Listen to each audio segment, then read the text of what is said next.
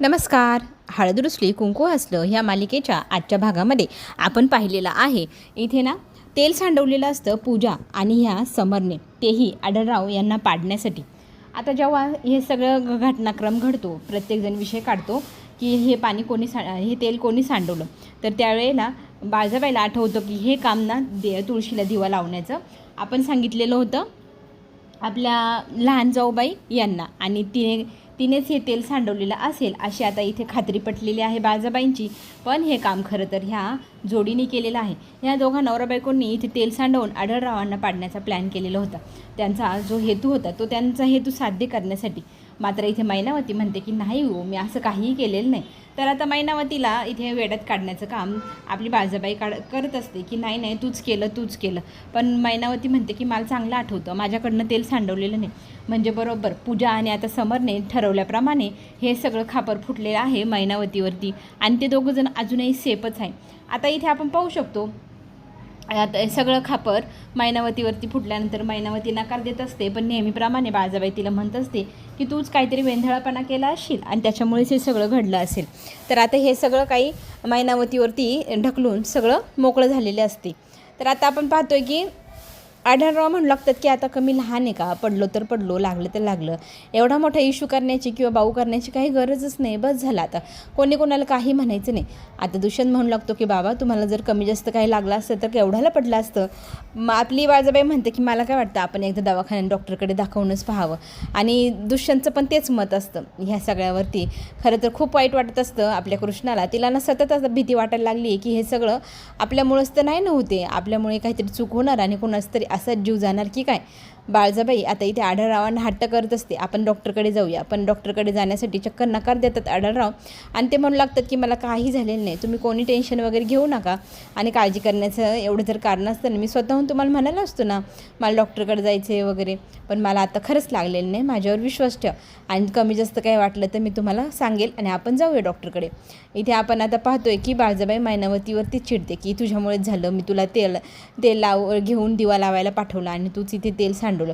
मैनावती मात्र म्हणू लागते की मी केलेलंच नाही, पण माझ्यावरती सगळेजण ओरडत आहे, काय करावं तिला सुचेना. तितक्यात ना वास यायला लागतो काहीतरी जळल्याचा. आता इथे बरोबर सगळेजण एकमेकांशी कुजबुजू लागतात की वास कसला येतोय, कुठून येतोय. मग सगळेजण इकडे तिकडे पाहू लागतात आणि घरामध्ये किचनमध्येच येतो ह्या आवाज. सगळेजण धावत सुटलेले असतात.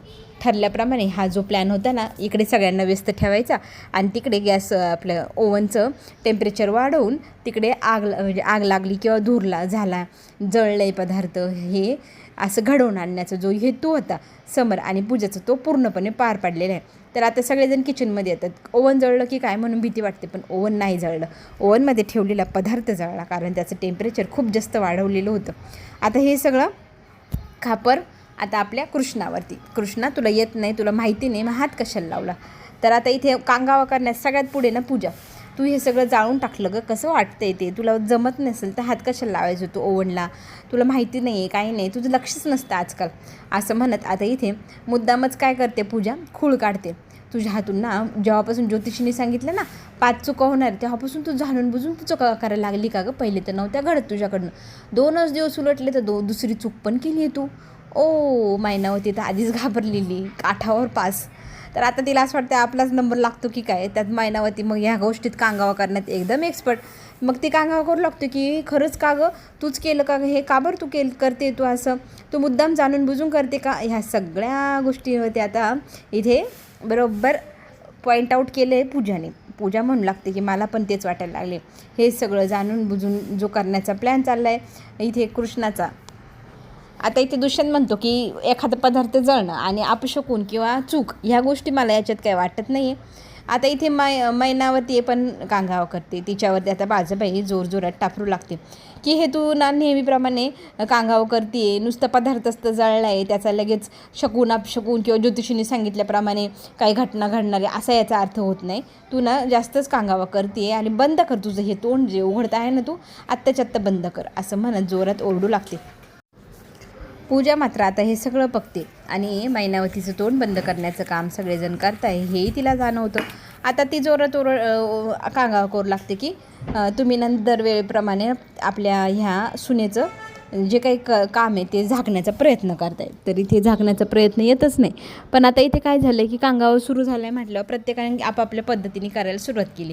आणि इथे आढळराव आणि ते सगळेजण ही गोष्ट पाहत असतात. पूजा मात्र म्हणू लागते की आवर घालायचं असेल तर तुमच्या सुनावर घाला. तुमची सून जेव्हापासून ज्योतिषीने सांगितलं आहे ना की काही चूक घडेल आणि 5 चुकांनंतर एखाद्याचा मृत्यू होईल, तेव्हापासून तर मला तर वाटते जाणून बुजून ती चुका करायला लागली. आधी तर एवढ्या चुका घडत नव्हत्या, आत्ताच कशा घडायला लागल्या. आणि ह्या सगळ्या गोष्टीवरती ती मग म्हणू लागते की नाही, मला आठवतं की मी नाही केलेलं एवढं मोठं टेम्परेचर वगैरे. पण इथे आपल्या कृष्णाला कोणी बोलूच देत नाही. नेहमीप्रमाणे कांगावा करण्याचं काम सगळ्यांनी केलेलं असतं. आणि आता प्रत्येकजण खापर आपल्या कृष्णावर फोडत असतं. कृष्णा समजून सांगण्याचा प्रयत्न करते की मी काही केलं नाही वगैरे. पण आता इथे तिचं ऐकणार कोण. मैनावती आधीच घाबरलेली, त्याच्यात तिला सतत असं भीती आहे की ही मुद्दाम काहीतरी चूक करेल आणि आपलाच नंबर लागतो आहे की काय, 5व्या चुकीनंतर एकाचा मृत्यू म्हणजे आपलाच होतो आहे की काय. तर आपण इथे पाहू शकतो आता इथे कृष्णा हातबल झालेले कृष्णासमोर सगळेजण बोलू लागतात आणि कांगावा करू लागतात. आता ही जी चूक आहे ही काही साधीसुधी चूक नाही आहे, हिला आपण दुसरी चूक असं म्हणूया. असं म्हणत आता इथे मैना बोलत असते, तर तिच्यावरती पुन्हा एकदा आपली बाजबाई रागवते की तुम्हाला एवढा वेळा सांगितलं तरी तुम्ही का बरं तेच परत बोलताय, कशी काय चूक करू राहिले तुम्ही, चूक वगैरे काही नाही. पण आता इथे ठरल्याप्रमाणे ही पण चूकच आहे असं म्हणत इथे आता ठरवल्याप्रमाणे पूजा दुसरी चूक सांगते. आणि 3ऱ्या-4थ्या चुकीनंतर 5वी चूक येणार. किती झटपट आपली कृष्णा 5व्या चुकीपर्यंत पोचत चालली ही गोष्ट पण ती म्हणजे सांगते. आणि आपण पाहू शकतो की ह्या सगळ्या गोष्टीवरती प्रत्येकजण आपापलं मत मांडत असतं.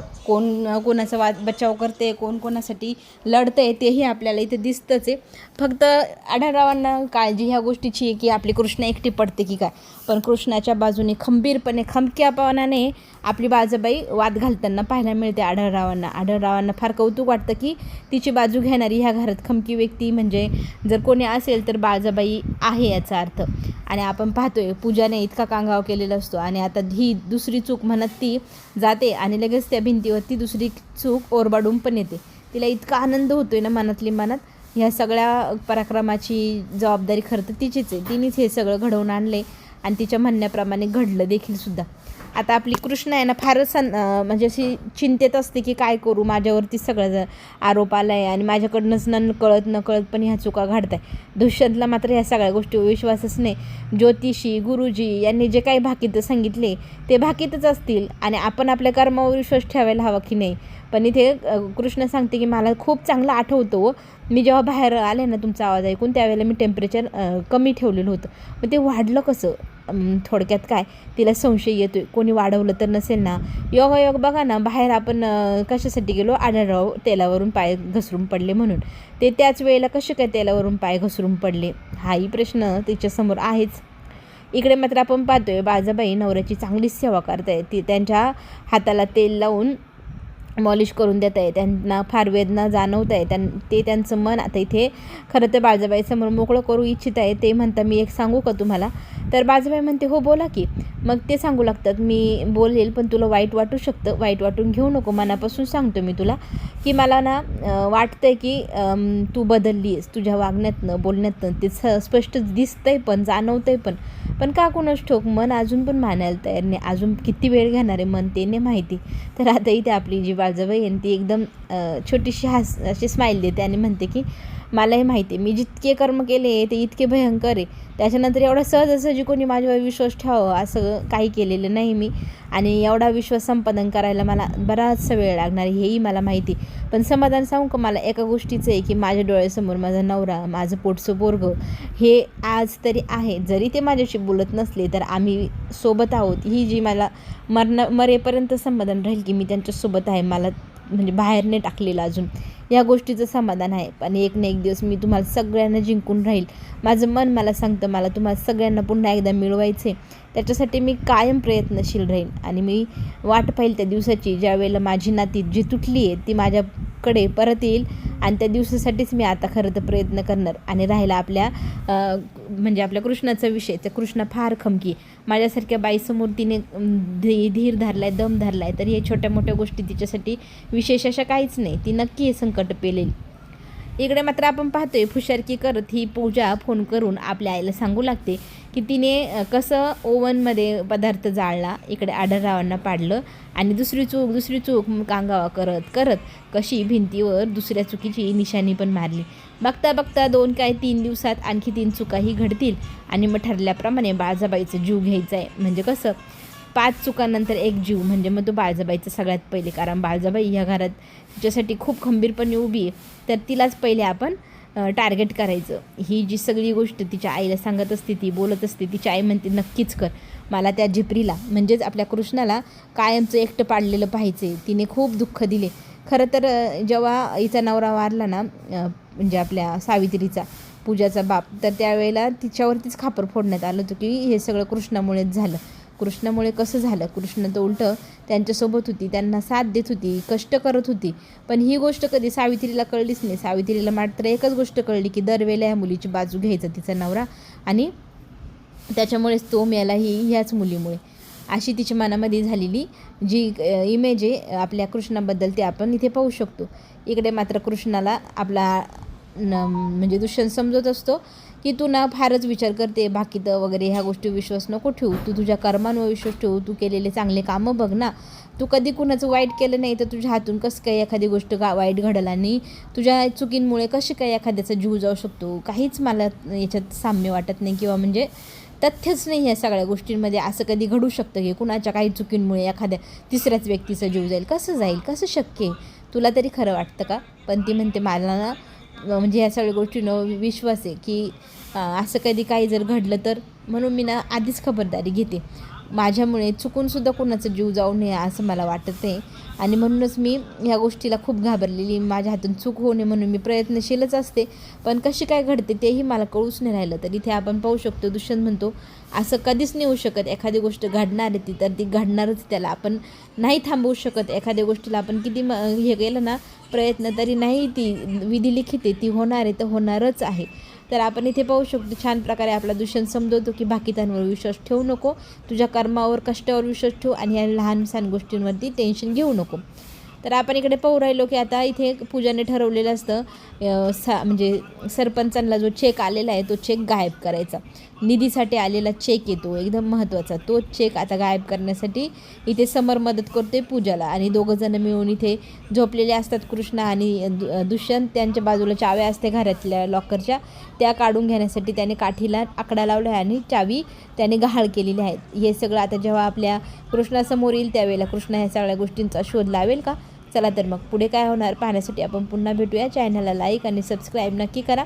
आत्ता घेऊ छोटीशी विश्रांती. धन्यवाद.